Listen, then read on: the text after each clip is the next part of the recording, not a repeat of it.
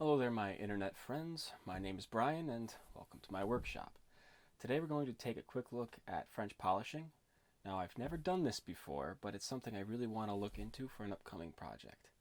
So sit back, relax, let's give it a shot.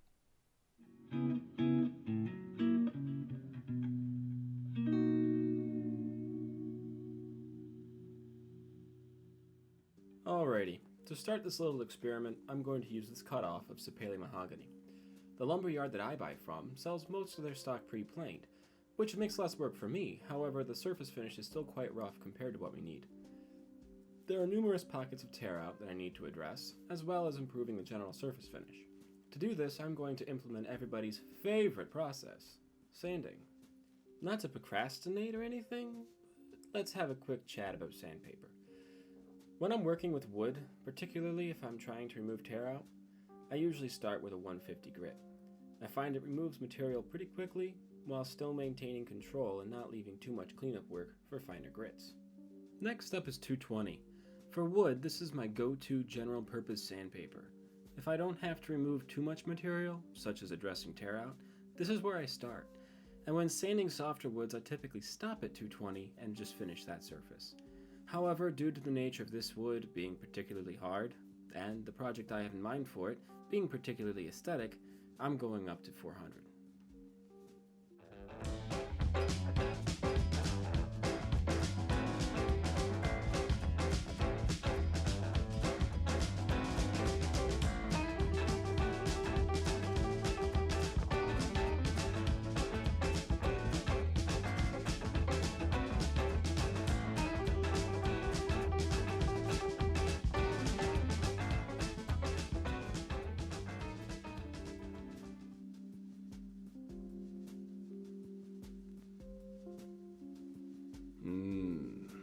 That 400 grit sandpaper actually did quite a good job. Sorry. I sanded up both sides so I could have benchmark comparison.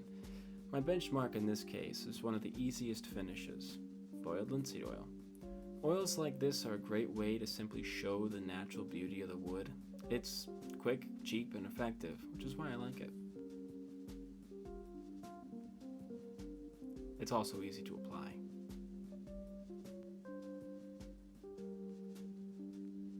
Now this is why I love Sapele.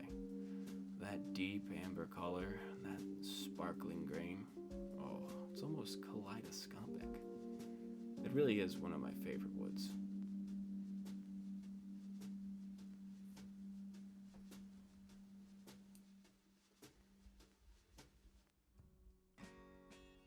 Now that the surface is prepared, we can move on to my setup for applying the finish. To keep the stock in place, I've simply installed 4 finishing nails that will hopefully hold the part and withstand the force of buffing. This is a good setup for a one-off practice piece like this, particularly because I only need access to one side of the workpiece. It's also the reason I like to have a replaceable top to this workbench.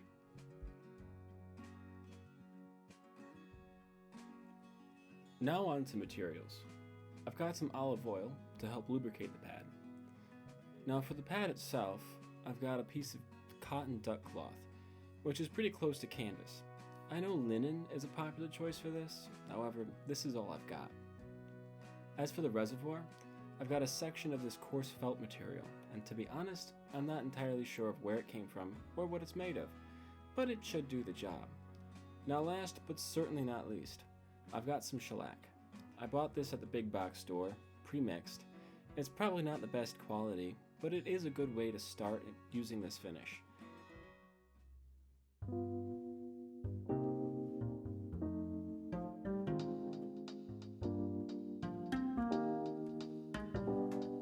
My process for this was fairly straightforward.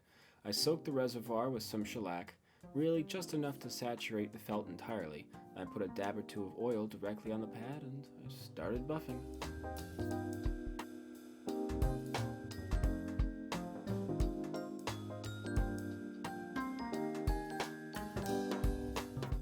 After about 10 minutes of buffing, I let it sit for a few minutes. Then I added a bit of denatured alcohol to the pad and kept buffing for about another 10.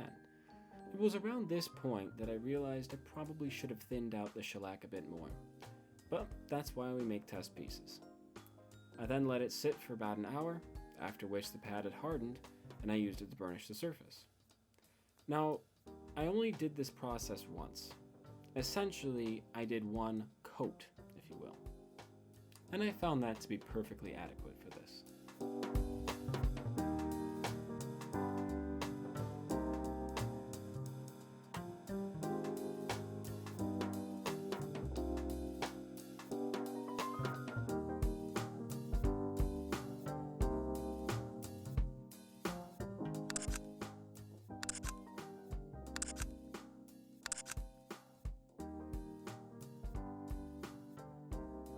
Final thoughts.